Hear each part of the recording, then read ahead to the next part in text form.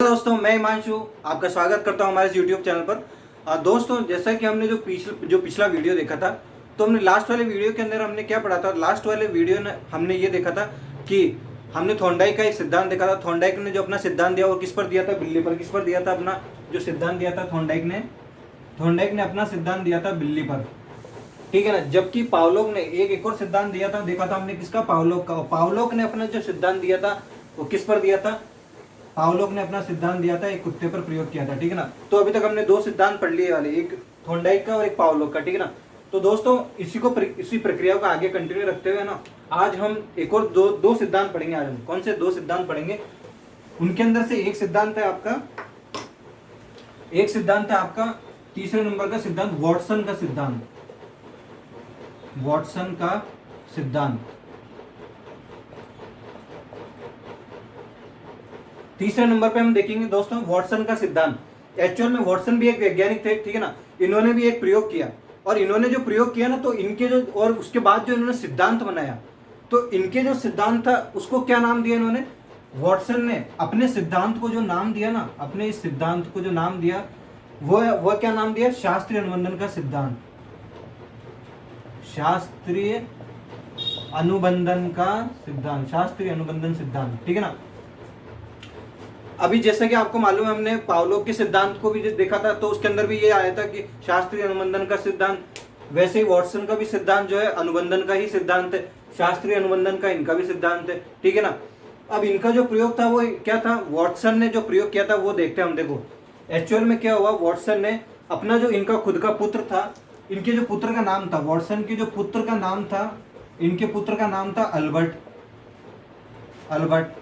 और अल्बर्ट की जो आयु थी, अल्बर्ट की आयु थी 11 माह की आयु। कितने महीने की? 11 माह का, ठीक है ना। वॉटसन का जो पुत्र था अल्बर्ट, और अल्बर्ट ने जो इसकी जो आयु थी अल्बर्ट की 11 महीने की आयु थी। तो वॉटसन ने क्या किया कि अल्बर्ट को बहुत ज्यादा जो खेलना पसंद था वो खरगोश के साथ खेलना पसंद था, ठीक है ना। तो अब क्या होता था कि जब भी अल्बर्ट खरगोश के साथ खेलता था तो उसे खरगोश के साथ खेलने पर बहुत खुशी होती थी, ठीक है ना। अब वॉटसन ये देख चुके थे कि जब भी ये अल्बर्ट खरगोश के पास जाता है और उसके साथ खेलता है तो ये बहुत खुश होता है।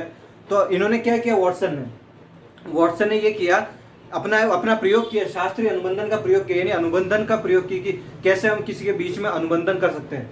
तो इन्होंने क्या किया कि जब भी अल्बर्ट खरगोश के पास जाता था खेलने, तो वो क्या करते थे, जैसे ही अल्बर्ट खरगोश को हाथ में उठाता था ना, तो जैसे हाथ में उठाता वैसे वॉटसन क्या करते? एक डरावनी आवाज पैदा करते थे, ठीक है ना।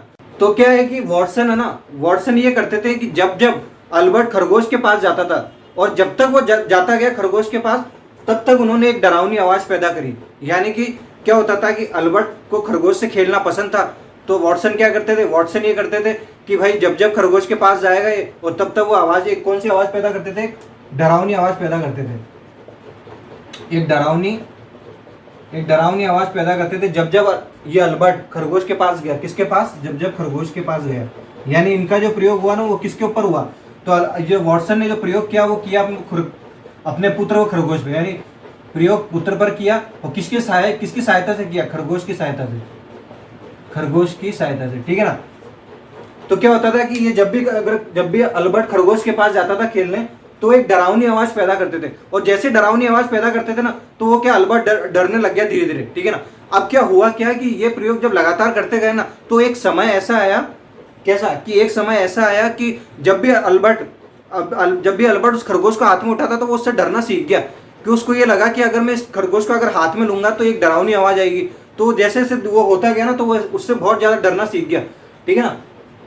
और फिर यही नहीं, केवल खरगोश से नहीं डरता था अल्बर्ट क्या करता था कि खरगोश जैसे कोई भी अगर नरमी जैसी चीज होती थी ना, क्योंकि खरगोश जो होता है, अगर आप कभी हाथ में उठा के देखना, वो उसके अंदर उसके जो बाल होते हैं वो बहुत नरमी वाले होते हैं, ठीक है ना।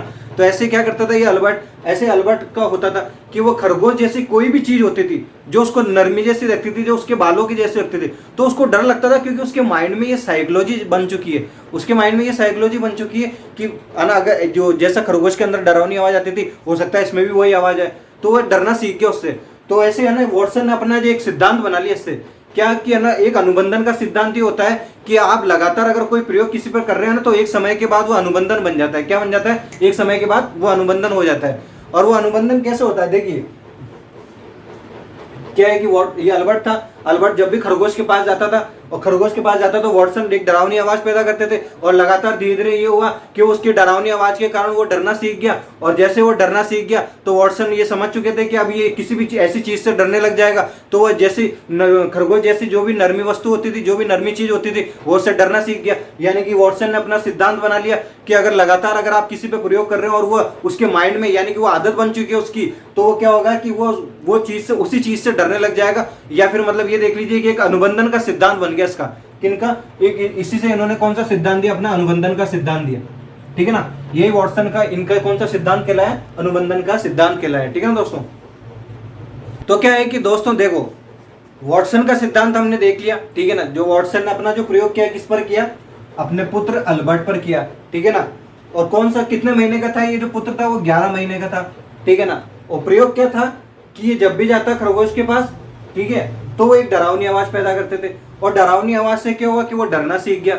और उसी तरह की जो दूसरी वस्तुएं जो भी थी, जो उसको ऐसा लगता था कि जो उसको नरमी का महसूस कराते थे, उन सभी ऐसी वस्तुओं से वो डरना सीख गया। ठीक है ना, तो इन्होंने क्या किया? इन्होंने अपना सिद्धांत दे दिया कि भाई साहब जो सीखना है ना, तो वो सीखने की जो प्रक्रिया वो एक अनुबंधन के द्वारा होती है। ठीक है ना, तो ये इन्होंने अपना अनुबंधन का सिद्धांत दे दिया, शास्त्रीय अनुबंधन का सिद्धांत।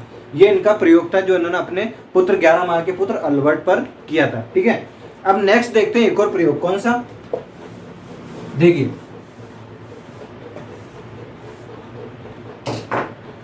ये था आपका वॉटसन का सिद्धांत। ठीक है ना, अब हम जो फोर्थ है वो फोर्थ देखते हैं, एक सिद्धांत व्यवहार प्रतिस्थापन का सिद्धांत। कौन सा? व्यवहार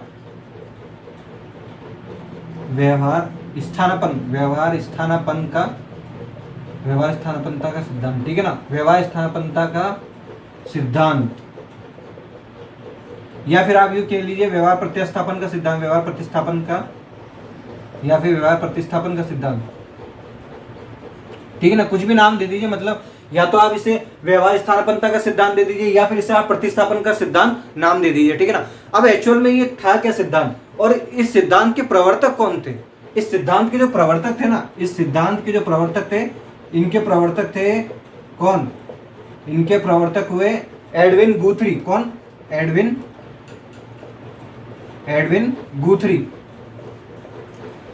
गुथरी इस सिद्धांत के प्रवर्तक थे।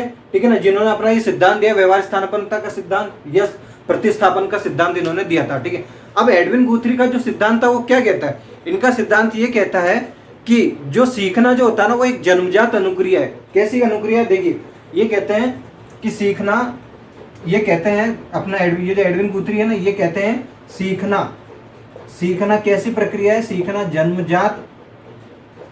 जन्मजात अनुक्रिया है। ठीक है ना, ऐसा कहते हैं, सीखना एक जन्मजात अनुक्रिया है। तो ये कहते हैं कि आप किसी उत्तेजक की सहायता से, मतलब दूसरे उत्तेजकों की सहायता से, ये जो पहला वाला जो इसका सीखा हुआ व्यवहार है, आप उसको दूसरे व्यवहार में परिवर्तित कर सकते हैं, यानी कि आप इनके व्यवहार का प्रतिस्थापन कर सकते हैं। क्या कर सकते हैं? एक व्यवहार का मतलब जो एक चीज सीखी हुई है उसको व्यवहार के द्वारा दूसरे व्यवहार के अंदर उसको परिवर्तित कर सकते हैं। कैसे कर सकते हैं? हम इनके प्रयोग में देखते हैं। देखिए, इनका जो प्रयोग था ना, इनका प्रयोग ये था,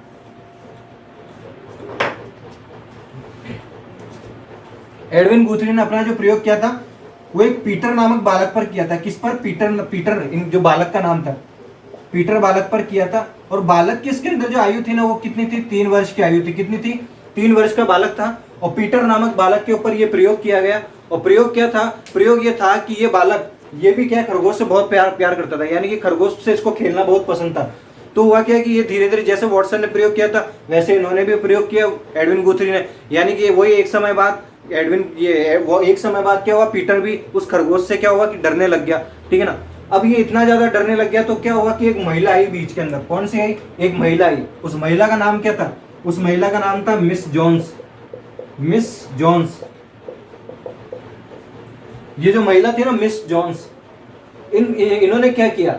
इन्होंने ये किया कि पीटर के अंदर एक भय का संवेग पैदा हो गया था। कैसा संवेग आ गया था इनके अंदर? भय का संवेग कैसा था?